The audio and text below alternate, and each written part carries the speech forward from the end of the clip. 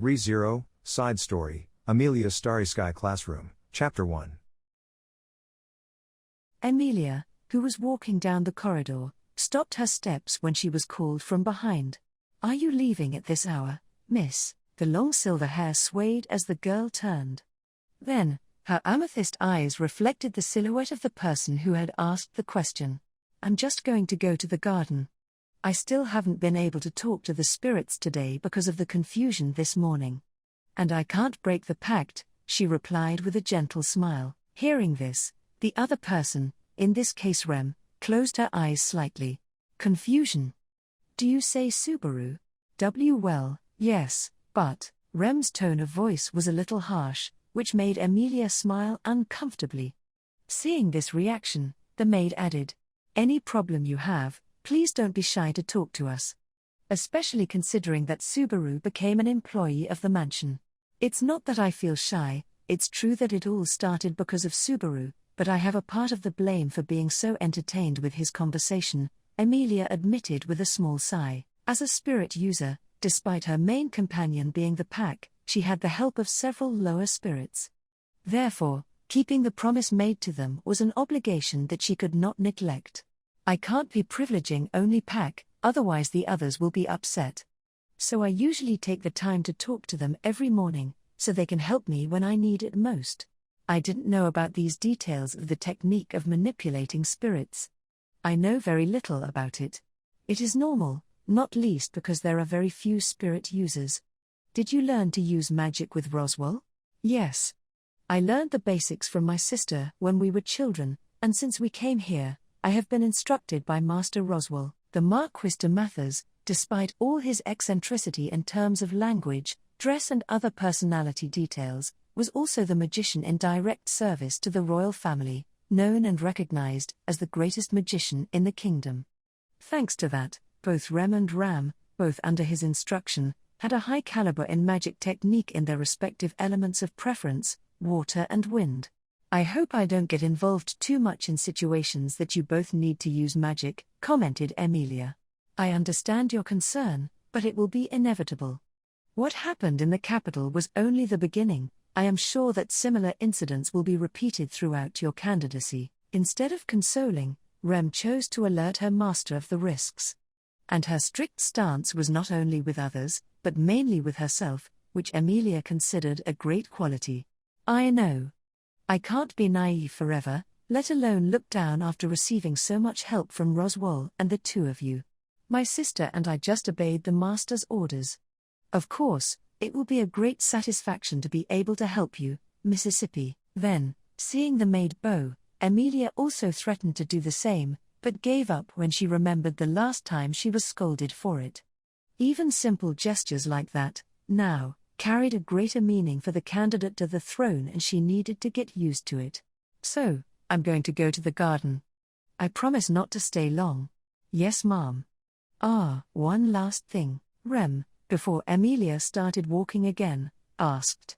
"What should I do if Subaru asks me where to find you?" The maid's concern was natural, since they had just talked about the boy having hindered Emilia in conversation with the spirits. Despite this, the silver-haired girl shook her head sideways and said, "Don't worry, you can tell him I'm in the garden." "Are you sure?" "Yes. I don't want to treat Subaru as a hindrance, and I just need to take my obligations more seriously. In addition, I'm a little curious to know the continuation of the conversation I had with him in the morning. Miss Emilia, or you take obligations seriously, or listen to Subaru stories. I know. But I will really do everything right. By the way, if I may ask the question, what was the conversation you were having with Subaru about?" Do you usually look at the night sky, Rem?" "The night sky? I don't think much.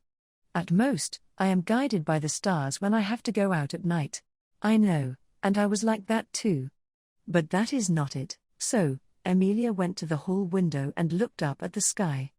The world had already lost the sunlight, and what lit the landscape in its place was the moonlight and the scattered brightness of countless stars.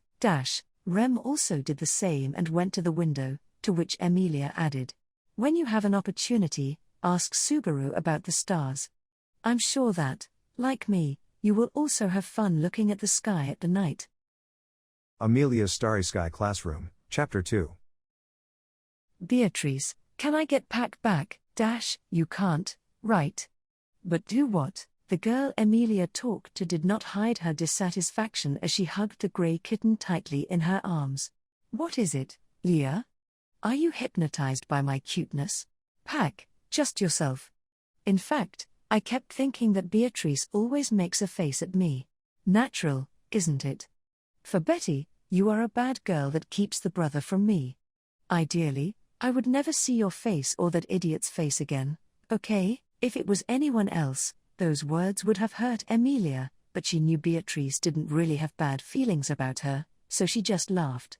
I have a pact with Leah and you know the importance of that, Beatrice. But I promise I'll play with you again. Do you really promise? Do you promise to come back to Betty as soon as you can, brother? After the dramatic farewell, the kitten jumped on Emilia's shoulder and settled in his usual place, between the silver strands of hair, and said, "For a change, I didn't see time go by in the library. It's already night, isn't it? Because of your clothes, I imagine you're going to talk to the spirits in the garden, am I right?" "Right. I didn't have time to talk to them in the morning and I can also see the stars that Subaru spoke." "Hey, I know. Beatrice, are you busy now?" If Betty is busy, once again, the girl frowned at the question. Everyone at the mansion knew that the librarian never acted sympathetic to anyone, but Emilia was under the impression that Beatrice was especially harsh with her and Subaru. Even so, she suggested, "If you have no appointment now, how about going for a walk with me? I want to be more friends with you, Beatrice. And today I have a very interesting subject to tell you. Too bad it was Subaru who told you first. Do not disturb, Pack." "And then? What do you say?" She stared into the girl's eyes, but without giving too much time, Beatrice turned her face and replied, "A pity, but I'm very busy right now, understand? Not to mention that I have no interest in knowing about the stars. Not even if it's quick." Rem was so interested. "Don't think you'll be able to convince Betty with stories about that idiot, okay? I bet he stays giving random names to stars and is having fun like a fool." "Wow, incredible. How did you know?" Emilia was truly surprised by Beatrice's precise comment. According to Subaru, the dispositions of the stars were different in his homeland, and apparently he was suffering from knowing which was which. Subaru seemed to understand a lot about astronomy, only he said that the stars are not the same here, and they're where he grew up. He spoke of Vega, Altair, Betelgeuse, Gers. "Hi, it's nothing. Now go quickly, do you hear?" After popped the tongue, the librarian expelled visitors from her library. Before the door crossing was activated, however, she just said goodbye to Pack by waving her hand, and then immediately disappeared. "I really wanted to be friends with Beatrice. Believe it or not, but in the beginning, she and I fought every day. But look how intimate we are today. All thanks to the long time we spent together. Just like you, Leah." In other words, Pack was telling Emilia not to be in a hurry, which seemed to convince her. Then she headed back towards the garden and, when she left, she was greeted by a pleasant night breeze. "I think it's good here," saying, the girl sat on the grass in one corner of the garden. Then she looked unconsciously at the sky and laughed. As Rem told herself, she never paid much attention to the night sky. Of course, there were times when she looked up and was amazed by the beauty of the starry sky, but it was never something that would make her repeat every night. Subaru is so excited when he talks about the stars. At first, the boy was confused by the different disposition of the constellations, but that soon changed to curiosity. For Emilia, Subaru's eyes that saw the starry sky shone more than any bright spot above. "You are very happy today, Leah," commented Pack. "You know, I really am. The sky remains the same as always, but just because I changed the way I saw it a little bit, it became much more beautiful." He also said that the name Subaru was taken from a group of stars, the Pleiades in the language of his homeland. And that is why he was always interested in astronomy and knew so many mythologies about it. That band full of stars is the Milky Way, if I'm not mistaken. In the legend, Two lovers cross it once a year to meet, on a day called Tonobata. Why do I get the impression that this story is more cruel than beautiful? Wondered the kitten. How was the story? The lovers Hikoboshi and Orihime were separated as a form of punishment, but Hikoboshi is allowed by the Star King to cross the Milky Way once a year and go to find his beloved. Well, I guess it's no use talking about it now. Emilia's eyes sparkled as she told the supposedly romantic story, but Pack was still not convinced.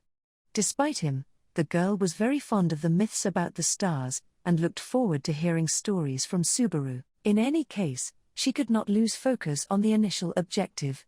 So, Pack, I'm going to call the guys. With that, the kitten moved away from her a little. The reason for this was so that the lower spirits would not be intimidated by the Pack, which was a great spirit. I'm sorry for not being able to talk to you this morning.